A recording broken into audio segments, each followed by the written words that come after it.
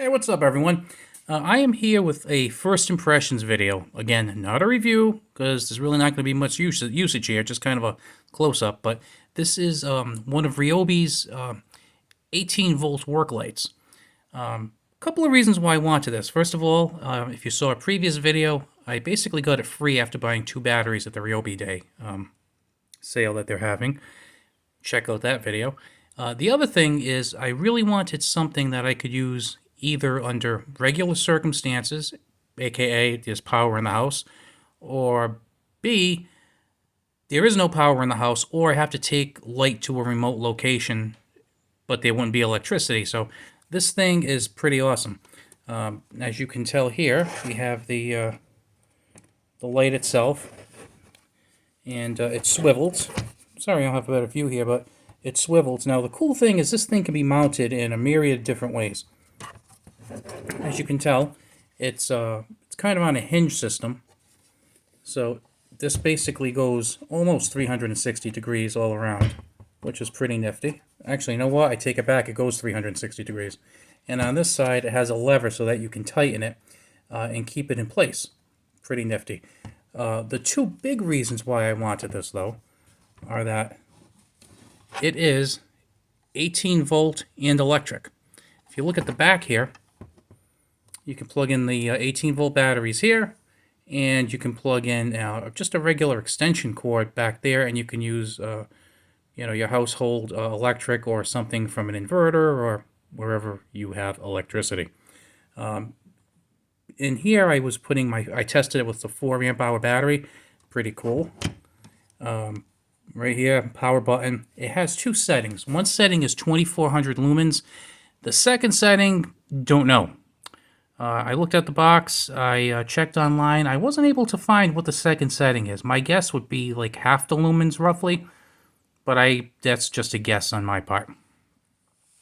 Now this part right here is very heavy where the actual light housing is. So the battery itself, especially if you put the 4 amp hour battery in, kind of balances it a little bit. Sorry about the shaky tripod. So it kind of balances it out a little bit, so the weight is distributed a bit better. But then again, you have this tension around the back, on the side, that you can use to tighten it down.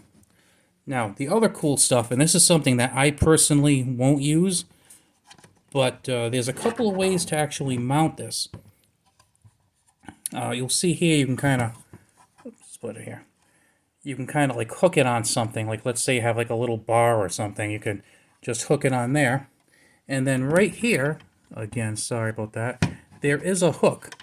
Now I have to tell you, the hook is probably just fine, but I don't know. It's this light is 9 1/4 inches high, and with the battery, and it weighs about 2 3/4 pounds. With the battery, that probably brings it up to about maybe 5 pounds. This is probably just fine, but I don't know. It just doesn't make me feel super confident. I think it's kind of like the weak link of the whole thing. Another cool thing is this opening, which right now I'm kind of wondering if a 2x4 would fit in there. I happen to have one here. I'm going to check. If this works, I'm going to be really impressed. Oh crap, it does. Look at that. So if you're building something, you can actually clip it right over a 2x4, and you can angle the light wherever you need it. That is ingenious. Ryobi, you freaking rock. It's weird, I just noticed that. I had watched a couple of videos on this, and no one mentioned that.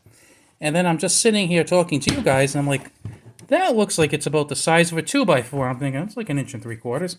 And yes, the 2x4 fits great, so if you were using this for some kind of like home improvement project and you have 2x4s, it would probably do very, very well there. So, not only can you mount it with this hook that I just criticized, but, yeah, it goes down like that, but you can also use this down here that's on either side. You can hook it on a 2x4, which is pretty freaking awesome. And the other thing that I personally liked here is that you can put it on a tripod. Now, it says you can put it on a tripod, so let's see.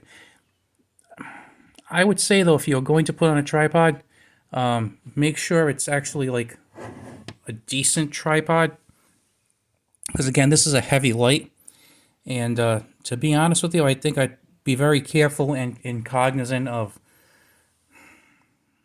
stretching the tripod out. Like if you have a cheap, crappy tripod, I probably wouldn't extend it too high. So if it's one of those ones that goes like 5.5 feet up, and it kind of just, how do I put this?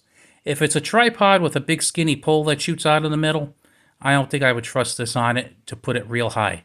If you actually have a legit sturdy tripod that actually has 3 legs that go all the way to the top, then this should be totally fine.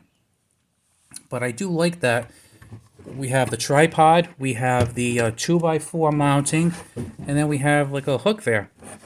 Now, as far as the brightness goes, I'm not going to sit here and shine it in your eyes, but you know, just to show you, that's the main brightness. That's the lower brightness. So really, it's an impressive light for the price. It really is. Now I know it's, well, that's really doesn't say much. I got it for free, but you know what I'm saying. $89. This would be awesome. I was actually remodeling a house about 7 years ago, and I would have killed to have this 7 years ago, but I'm not sure if this was an option at that point, because we didn't have any electric in the house at that point. So I was just kind of angling flashlights at all different angles, because that's kind of what I had at the time. But I would have killed to have something like this, or maybe some area lights.